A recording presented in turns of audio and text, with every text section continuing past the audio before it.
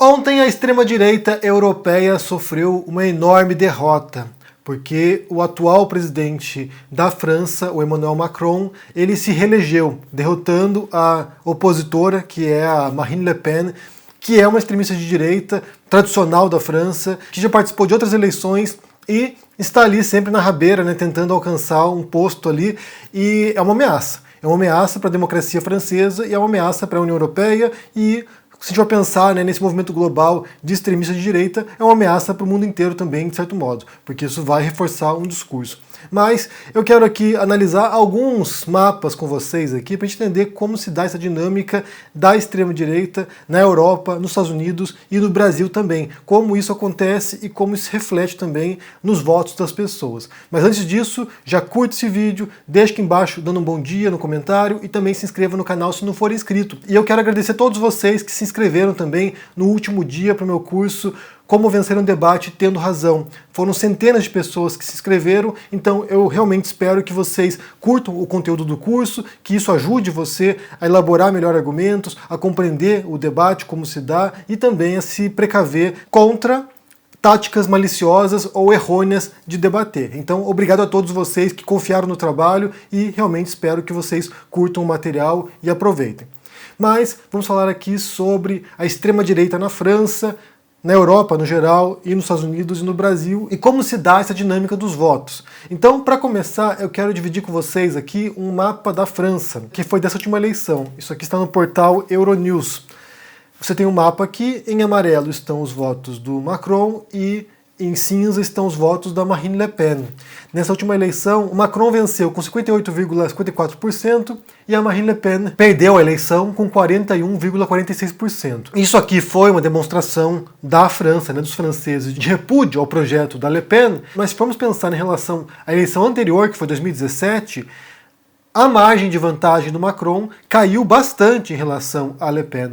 Na última eleição, o Macron tinha ganhado com 66,10%, enquanto que a Marine Le Pen tinha perdido com 33,9%. Então, se percebe que estreitou um pouco a margem de vantagem, mas a França conseguiu se unir e tentar formar um cordão sanitário para controlar a extrema-direita. Vamos voltar para o mapa aqui e perceber como se dá essa dinâmica na França. Se você olhar aqui, muitas cidades, muitos departamentos e muitas regiões da França votaram majoritariamente para o Macron. Então, assim, o amarelo é bem destacado, dá para perceber que houve uma vantagem. Mas quando você se aproxima, eu vou entrar numa região em particular aqui que teve muito voto para Le Pen.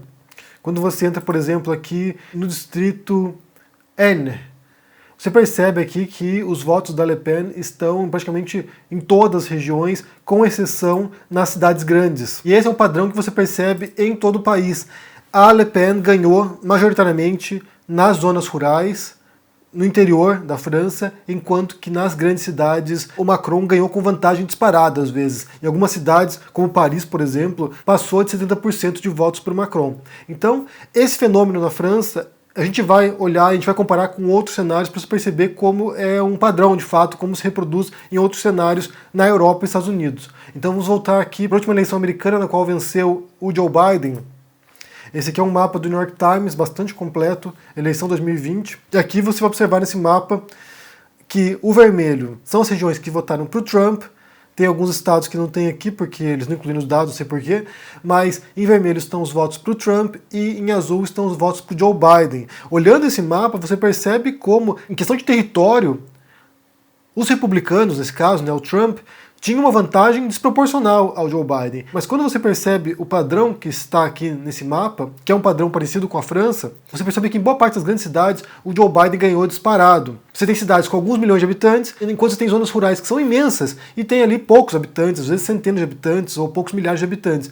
Então isso acaba desequilibrando um pouco o jogo. A zona urbana acaba ditando o tom geral de como vai se dar uma eleição tanto na Europa quanto nos Estados Unidos. E um terceiro mapa para a gente poder também entender essa dinâmica, que foi do Brexit, que foi o referendo para a saída do Reino Unido da União Europeia. E nesse mapa aqui você percebe, né, como o amarelo é o pessoal que queria permanecer na União Europeia e o azul são as pessoas que votaram para deixar a União Europeia. E aqui também o padrão se repete com a questão da Escócia, que a Escócia está ali totalmente amarela. Mas se você olhar para a Inglaterra e País de Gales, que é o sul do Reino Unido, você percebe o mesmo padrão. O azul são as zonas rurais e o amarelo são grandes cidades. E nas grandes cidades britânicas, no geral, eles votaram para permanecer na União Europeia e no interior, no campo, na zona rural, nas pequenas cidades, eles votaram majoritariamente para deixar a União Europeia. E o que isso nos mostra? O que isso revela para a gente? Então a gente tem que pensar que a gente está falando aqui de uma disputa que em grande parte é uma disputa de valores. Quando a gente fala de extrema-direita, eles têm poucos projetos concretos para a realidade, eles têm poucos projetos para a economia, eles têm poucos projetos para a sociedade, eles têm poucos projetos, sabe, factíveis.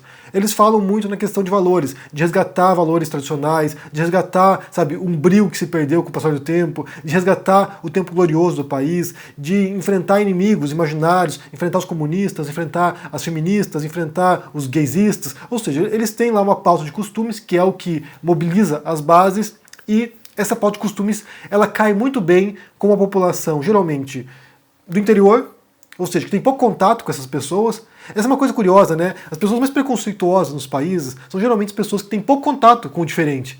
Pessoas que não têm contato com os muçulmanos, ou com outras religiões, ou com outras etnias, tendem a ser mais fechadas, menos tolerantes com a diversidade. Enquanto nas grandes cidades, onde você tem esse caldeirão de culturas, essa mistura de diferentes etnias, religiões e visões políticas, as pessoas tendem a ser mais tolerantes.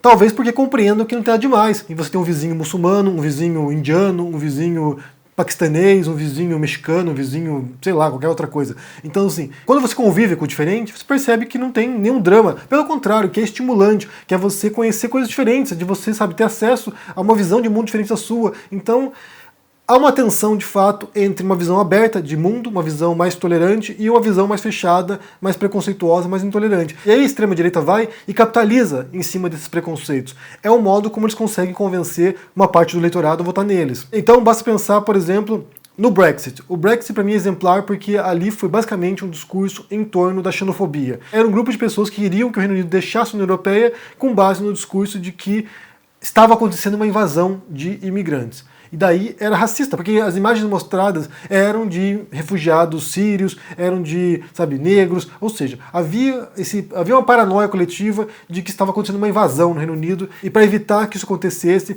era necessário fechar as fronteiras e isolar o Reino Unido. E esse medo foi explorado e muita gente passou a votar para o Brexit com base nesse discurso, em grande parte, racista e xenófobo. A gente não pode também ser ingênuo aqui, ou ser até, inclusive, errôneo de dizer que todo mundo que é da zona rural é preconceituosa, ou é racista, ou é homofóbica, porque não é o caso.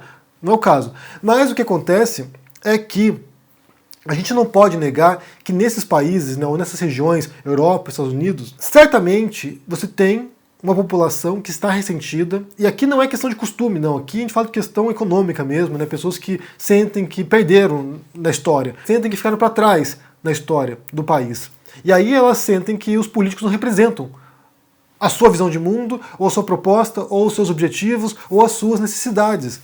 Então, elas estão insatisfeitas, estão movidos por um espírito contra a política, né, de antipolítica, e aí vem lá um político, vem um extremista de direita populista e diz o seguinte: olha, eu represento vocês, você está insatisfeito, você está ali sentindo que perdeu na história, eu vou resgatar o tempo glorioso dos seus pais, aquele tempo, sabe, no qual você tinha qualidade de vida, tinha privilégios, no qual você era alguém. Agora isso não é nada, mas eu vou trazer esse passado de volta. Então ele vai e fala com essa massa ressentida. E aí, uma tática básica disso, né, uma tática básica para reunir as pessoas é em torno do ódio. É em torno de você criar um inimigo imaginário, você criar um bode expiatório, você criar um vilão, e daí todo mundo se congrega contra o vilão. Daí você tem lá comunistas, feministas, homossexuais, negros, imigrantes, refugiados, sei lá, qualquer coisa que você crie. Você cria um inimigo. Judeus, como na época do nazismo. Então você cria um inimigo e aí a massa, né, insatisfeita se solidifica, se cristaliza em torno desse ódio e parte para cima e vota nessas pessoas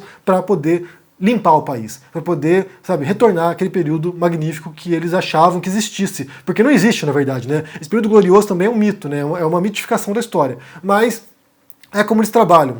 E aí a gente tem que pensar em relação ao Brasil, porque aqui é um padrão, né? Um padrão europeu e um padrão norte-americano. Quando a gente olha o mapa do Brasil na eleição passada, que foi a eleição do Bolsonaro, aí a coisa complica um pouco. E aí fica difícil, sabe, transplantar esse padrão europeu ou americano para o contexto brasileiro. Porque se você olhar aqui o mapa do Brasil, o verde é o voto para o Bolsonaro e o vermelho é o voto para o Lula. E aí você percebe que o Nordeste, de maneira quase esmagadora, votou com o PT, com raríssimas exceções. A região Norte também votou em grande parte com o PT, e as outras regiões que estão em verde aqui, você percebe que votaram majoritariamente para o Bolsonaro. Tem alguns bolsões aqui, né, de resistência, né? Tem um bolsão de resistência em Minas Gerais, aqui em algumas cidades, tem um bolsão de resistência no interior do Paraná, sabe-se lá por quê, realmente é um enigma, mas tem. Tem também outro bolsão de resistência no Rio Grande do Sul, e tem uma parte aqui no Mato Grosso. Mas se você olhar aqui, o que está verde mais escuro, quer dizer que votou mais para o Bolsonaro, você percebe que basicamente é a região do agronegócio. Então aqui há claramente uma predileção do agro para o Bolsonaro, você percebe isso claramente, mas não parece haver a mesma dinâmica que aconteceu em outros países, ou nos Estados Unidos ou em países europeus, porque você percebe que no sul do país, sul e sudeste, e centro-oeste também, tanto o interior quanto as grandes cidades votaram majoritariamente para o Bolsonaro. Então, essa questão de, sabe, uma disputa de campo versus cidade não aconteceu como aconteceu em outros locais. E aí vem a questão, né? Por quê? Qual é o fenômeno que tomou conta do Brasil em 2018 que leva à vitória do Bolsonaro com esse tipo de mapa, né, com esse tipo de distribuição dos votos? E aí a gente pode pensar, em parte, né, que o Nordeste foi a região mais favorecida pelas políticas sociais do Lula, do governo petista no geral. Então, sim, o Nordeste talvez sentisse que tinha uma dívida de gratidão com o Lula, com o PT, e isso não dá para negar. Isso não dá para negar. Enquanto que na região sul e sudeste, a gente sabe pelas estatísticas que o voto do Bolsonaro ocupou todos os segmentos, tanto os mais pobres, quanto classe média, quanto classe alta. E aí a gente pode imaginar que por trás disso estejam alguns mecanismos, mas principalmente o discurso antipetista que foi cultivado pela imprensa, pela televisão durante muitos anos e foi criando essa demonização do PT, de modo que as pessoas simplesmente se recusavam a conceber a possibilidade de votar no PT de novo. Então as pessoas achavam assim, qualquer coisa menos PT, qualquer desgraça nesse mundo é menos desgraçado do que o PT. E aí ganhou o Bolsonaro. E eu quero ano que vem voltar aqui e comparar esse mapa, né? Pegar esse mapa aqui de 2018 e comparar com o mapa de 2022, pra gente poder ver quais regiões viraram. Porque eu posso supor aqui, eu vou supor na verdade, que muitas regiões que votaram no Bolsonaro porque não queriam o PT de maneira nenhuma, vão passar a votar de novo no PT, porque o Bolsonaro é uma desgraça que não tem comparação. O Bolsonaro não tem comparação com nada. É o lixo mais, sabe, destrutivo e podre que existe no universo. Então, assim, é difícil pensar em algo pior do que o Bolsonaro. Então muita gente vai votar de novo no PT ou no Lula porque não quer o Bolsonaro de novo. Então, a gente vai ver, certamente, uma mudança drástica nesse mapa aqui na região sudeste e sul, e talvez até no centro-oeste, né? Então pode ser que o mapa se reconfigure bastante nessa próxima eleição. Mas eu mostro esses mapas para você que você entenda como se dá essa dinâmica em diferentes países, né? Há um padrão, de fato, detectável, perceptível no hemisfério norte, e no Brasil a gente tem que adotar outro critério para poder entender a ascensão da extrema-direita e quais os mecanismos que levaram à ascensão do Bolsonaro. Só para ressaltar, que é importante me falar, que nesse caso da França, nós não estamos celebrando a vitória do Macron, porque o Macron é basicamente um político pró-elites na França. A crítica que se faz a ele é justamente essa, que ele não é um político que fala para as massas, que atua de modo a beneficiar a população no geral, que ele é um político pró-elite. Mas a gente tem que celebrar a derrota da extrema-direita, porque se o Macron for ruim, a Le Pen seria muito pior. Então, nesse sentido, foi um plebiscito pelo menos ruim.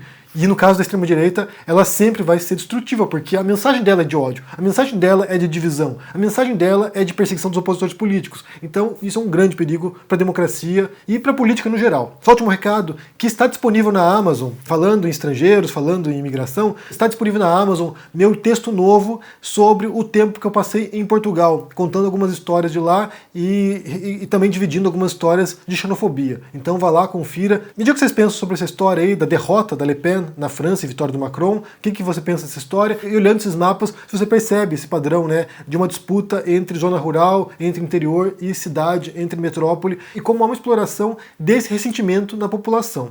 Me diga no comentário aqui embaixo, deixa o joinha, se inscreva aqui no canal, se torne um membro ou um apoiador para dar uma força e se cuide por aí. Um abração e até mais. Tchau! E aí, turma do Henri Bugalho? Eu sou o Eduardo Moreira e tenho um convite muito especial para fazer para vocês. Anota na sua agenda, dia 28 de abril, uma quinta-feira, às 8 horas da noite, Gessé Souza, autor de Elite do Atraso, Como o Racismo Criou o Brasil, Classe Média no Espelho, vai lançar uma bomba, o seu novo livro, O Brasil dos Humilhados. uma denúncia da ideologia elitista. Você não pode perder esse encontro onde o Gessé de Souza vai explicar tudo isso que ele traz nesse novo livro que vai nos ajudar a compreender como um país com tanto potencial como o Brasil vive um sofrimento tão grande como esse que a gente está vivendo. Para você se inscrever nesse encontro do dia 28 é muito simples. É só clicar no link aqui em cima ou aqui embaixo e gratuitamente participar dessa aula que não vai ter replay. Se inscreve agora. Para assistir é preciso estar inscrito, mas você não tem que pagar nada por isso. É se inscrever, tá lá no dia e horário combinado e aproveitar essa aula incrível do nosso amigo Gessé. Um abraço e até lá!